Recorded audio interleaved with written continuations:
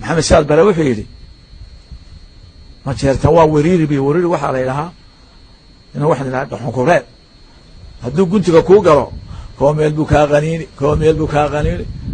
وريري anaga macawis ku dili doona insha Allah taala hadaan joogsin hablaheeni yar yaraaba looga heesiya xamar kuwa xamar tee yar yarna Facebook ku caaya waa khaayimiin waa dulli waa waxa dalkoodii dadkoodii u tagay waa inaynu Facebook ka dhignaa fidmo dad uriya oo xumaaday oo inaga xumaaday ka sheeg walaalayaal dalkii oo dhan waxa ka socota war farmaajo iigay wax la yiraahdo waxa soo dhacay ii kaada haddi waxa soo dhacay ii kaada haddi lees liigay ma maqan dad protest vote buu helay boogtay oo niman la nacay oo dhul iyo cid laga dhacay iyo ku xumay isku xumay ayaa ta keentay laakiin waa nin badweyn ku jira waa nin foreigner Soomaaliya kale dadka aan xilkeen waxaan bilaa fiisa ku yimaade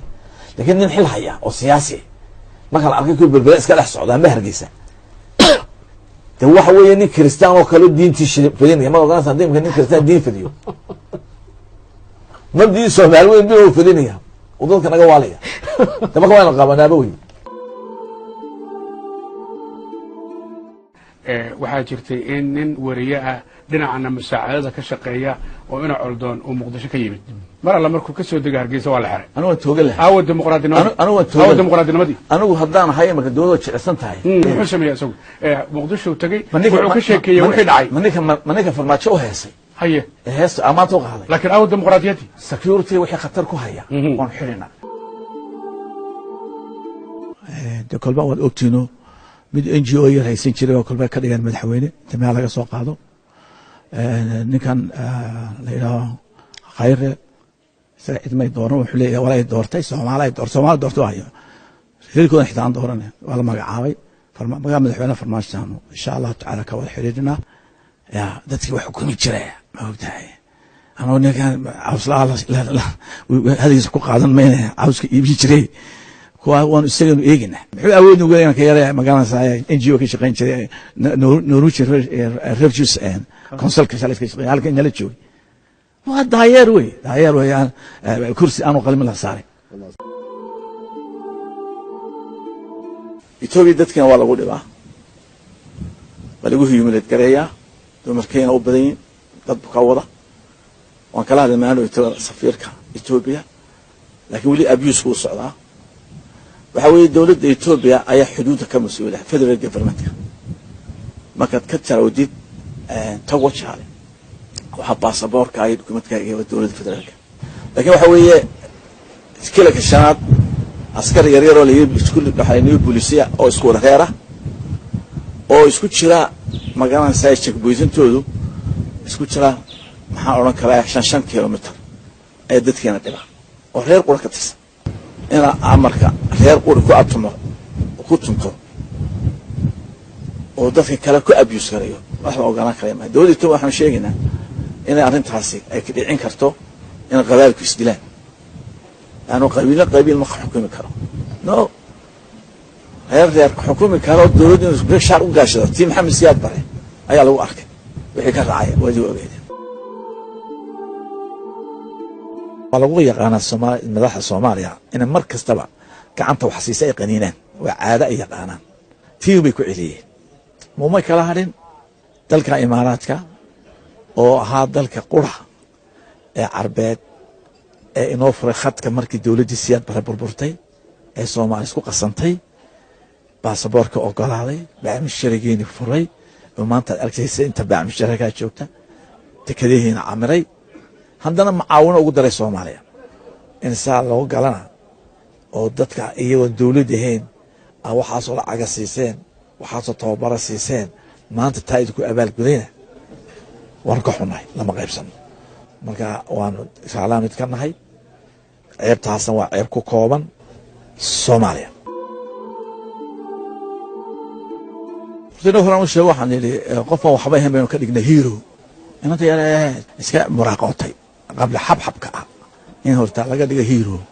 ma aragtay wali inaan yaro reexa maro inoo ooyso tiri Soomaaliya wala laayo ooyso maxay naga wixii ka dhay bilaamicna idoo dhalinyarada bilaamicna joojiya dawladuna waxaan deeyay qof bilaamicna oo aqli yar inay wax weyn ka dhigto oo sharfto tamo xarig ma biistaana haday xamar jeceshay ha joogto ay naga soo doonaysa xasan sheekh dalkeeni waa u qaybiyay inay waxa weyn naga dhigay dawladda goboleedka lixaad ee Soomaaliya oo dhan iyo Soomaaliland isku daray wixii guddiga waxaan sameeyay doorasho 22 xubnood ka kooban laba xubnood wixii waa Soomaaliya laba xubnood wixii waa Puntland way ku jiraan Soomaali sana ilaa bay ku dhahay wana askaas ilaahay ku dhahay dooyada hagaajiyo xasan sheekh oo aabii talin jiray oo awgii shilin jiray oo si qalada u furay meesha ayaa maanta kale Soomaaliya sanaad la ilaahay ku dhaafay waxaan talin jiray markuu talay waxaan arki jiray baa la arkaa waxaan talin jiray markabka uu keeno ina uu laaye sibirka ay isku dili jireen awooyashaana xamaaliya madaxweyne laga dhigay maanta soo waxa ku hadlay ilaahay ku dhaari wallahi markabkiina xamaal ku noqon doonto insha Allah ta'ala kan yara meesha qaynayeen kala waxaan audit habar gidir meel ayre وكيكاس كان لا دولة هذا يعني الدولة هذا قال معي ما نيك كهلي صوماليا يدي وحنا أنت دورها جودة قرن نرفع حبال إلى تولها كاسناد يلا ويا ركوني ما كانوا يسوق قيليسي إتكسروا كشاعن طنطا ما كان كاسي أنتوا كتلين يو بربرة قولوا سكتلين وارهن مدقو وعرفت لو سمعنا وحيستا صنع جماعة عدالة واحد شراء دولة قيادة شيء واحد جوكتا كونفورتا بدلان باهيستا ميل ما هيسو تيسي بقى ما هيسني وكسو هاي بالباكة تانية مكا وضدك وعقل حن تولك قرى كسمين وهي مكا صومالي كالبع بعضي تولك إليهين كسمين وهي مامل أي بالباكة تانية المغري كيم يرى رئيس وزراء لقد دقاء لسوا هيسي كوربشن كيس أدون كيشيكيني وحكو هالي هو عقل ومقرر إن لا يوتو ما شغلنا قبصنا إنه شغلنا هو جود وحوي هرمركينا لكن لو تشوفوا معها ما دام إلا يعلم هذه لكن ما أنت لدرسي ولا هذيان وني مسكحل الكورين بس كسيون أنا ولا على أي شيء ولا على كوكاتك سومال ما مدين كنا أنا مدين على مدين الحمر مدين البور هتك وخاصة وهي البور هي السوق بتاعي قشنا لقى سوق هذا ما خصونا يا سومال الآن ولا للمني ونروح نسكت درسنا وخلت تقني تاني بتقلي واحد قف دكان كله شوكي وان خسارة وان كادو في وان كاتجي والله هاي سمع ولا هيجي تيجي وان كاتج هذا قبصة هنقول إسلام حابة قادة ويدا تتنا يوصل هذا هاي أجسام سأدلو وقتنا تابع سبسكرايب إياه كمبانينك